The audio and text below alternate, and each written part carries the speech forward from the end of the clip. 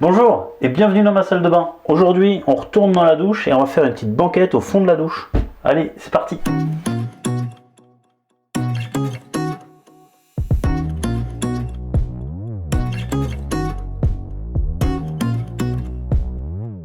Déjà, petite parenthèse, tu m'excuseras par rapport à la caméra, mais je l'ai positionné le mieux que j'ai pu. Je l'ai accroché au mur ici et je trouve que c'est plutôt pas mal. On arrive quand même à voir l'ensemble du chantier.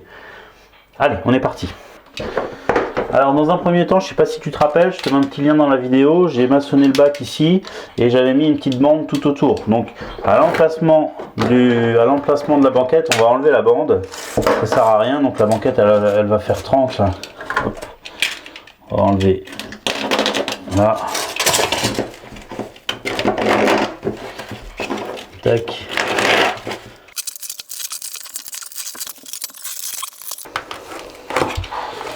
Voilà, donc on va pouvoir travailler tranquillement. Alors, premièrement, on va prendre les dimensions. Donc, c'est une banquette que je veux, donc 30 cm de long, donc ça, c'est à peu près bon. Après, en termes de hauteur, on va se baser sur l'hauteur d'une assise qui est à peu près de 45 cm. Donc, on va se mettre à 45 cm de haut à peu près, 30 cm de large. Voilà, on va partir faire les découpes. Je vous emmène. Voilà, alors pour faire cette banquette, je vais utiliser les mêmes panneaux que j'ai utilisés pour faire la cloison. Voilà, c'est les panneaux de construction, panneaux d'agencement, prêts à carreler, étanches, voilà, ça bouge pas. Donc on va utiliser ça. Là, j'ai une chute et j'ai encore un panneau entier. Donc maintenant, on va noter les traits de coupe et on va scier, hein, c'est parti.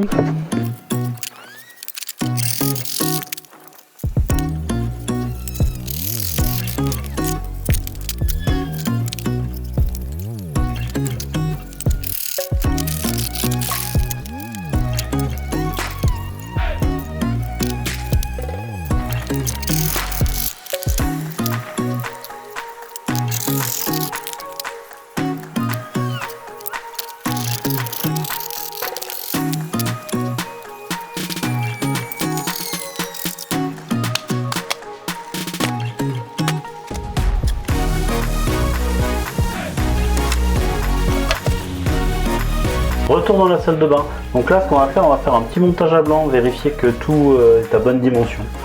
Hop. Ces deux morceaux de tirant là.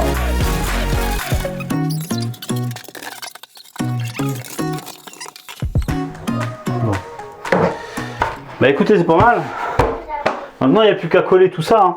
Alors pour la colle, je vais utiliser la même colle que j'ai utilisée pour ça, à savoir qu'il y a des préconisations, on voit sur le net plusieurs choses qui se font.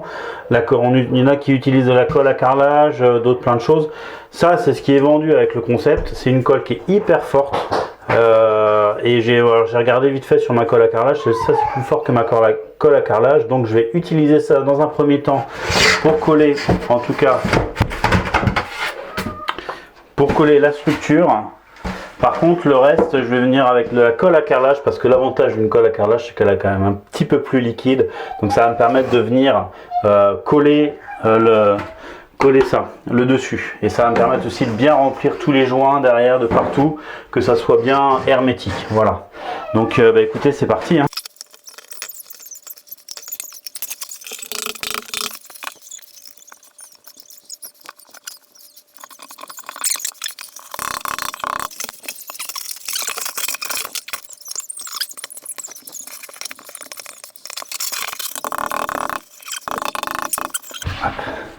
Alors ce qui est bien, c'est qu'il y a une légère pente ici, alors pas un toboggan, hein, une légère pente juste pour permettre d'éviter à l'eau de stagner, que ça puisse s'écouler gentiment. Alors là maintenant, ce qu'on va faire, c'est que je vais coller ça avec de la colle à carrelage.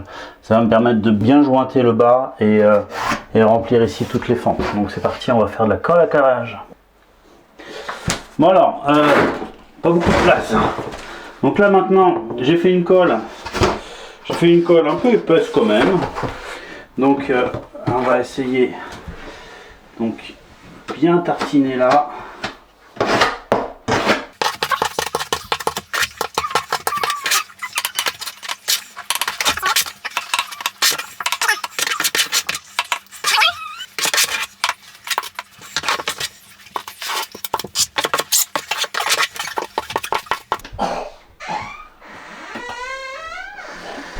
Alors bien sûr, après il y aura une étanchéité, on pense bien que c'est pas la colle là qui fait l'étanchéité, on est d'accord. Hop, c'est parti.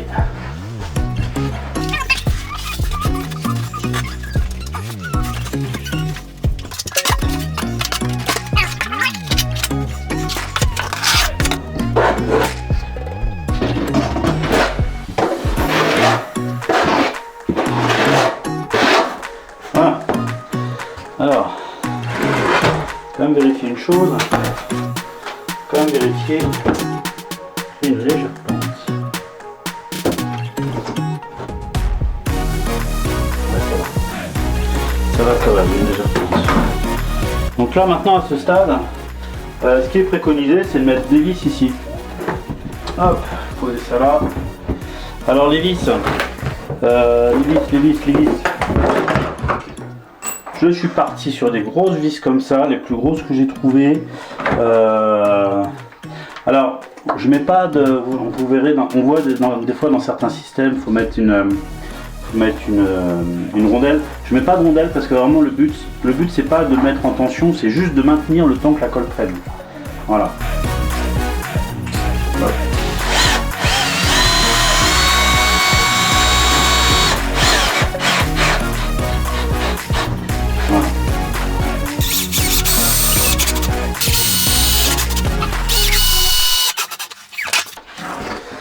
Hop. Bon alors maintenant on va coller l'ensemble, donc le dernier, on va coller le dernier support ici, et je pense encore une fois, je ne vais pas avoir fait assez de colle, bon ça va aller là pour le coup.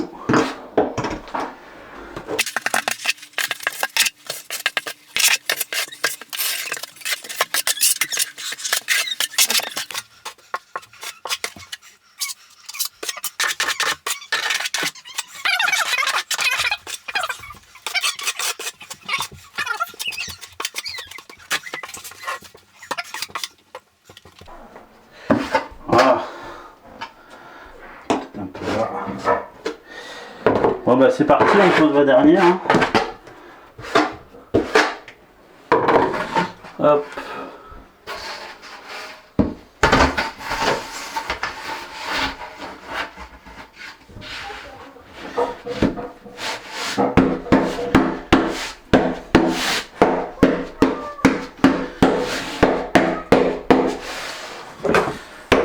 Alors j'ai un peu plus chargé la colle au fond pour pouvoir gérer une pente.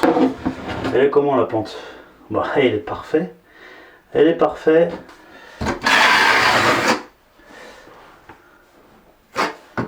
Hop.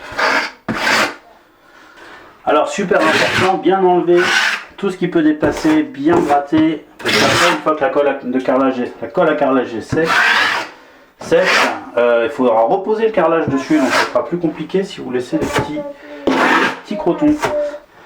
Alors à ce stade maintenant il va falloir mettre une petite bande de renfort ici là, parce que vous voyez là il y a de la mousse et donc il faut rigidifier un peu ce côté là et charger un petit peu en colle à carrelage. Donc c'est une petite bande comme ça, donc on va la découper à dimension et puis on va venir refaire un petit peu l'angle grâce à cette petite bande. Allez.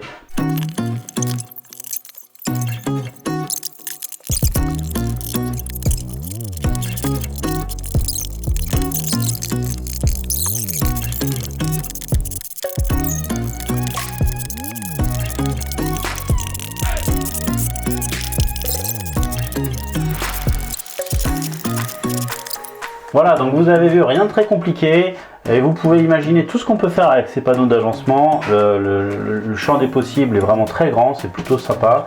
Ça permet vraiment de faire les choses assez facilement et sans trop se prendre la tête. Maintenant, on va attendre que ça sèche, sèche une journée. La prochaine étape, ce sera l'étanchéité de l'ensemble de la salle de la douche, de la salle de bain, je veux dire, de la douche. Avec voilà, kit d'étanchéité, natte d'étanchéité, au niveau du sol, la natte, hein, parce que bon après au niveau des murs, ça c'est étanche de nature, il y aura juste à faire une bande étanche ici, ensuite on refera tous les retours d'angle, les coins, on mettra un produit d'étanchéité, du spec ou du sel, j'ai appris que ça existait aussi, je suis pas encore décidé, mais voilà, prochaine étape ça va être ça. Si vous voulez rien rater, bien sûr abonnez-vous, si la vidéo vous a plu, le petit pouce bleu, le commentaire, et je vous dis à bientôt.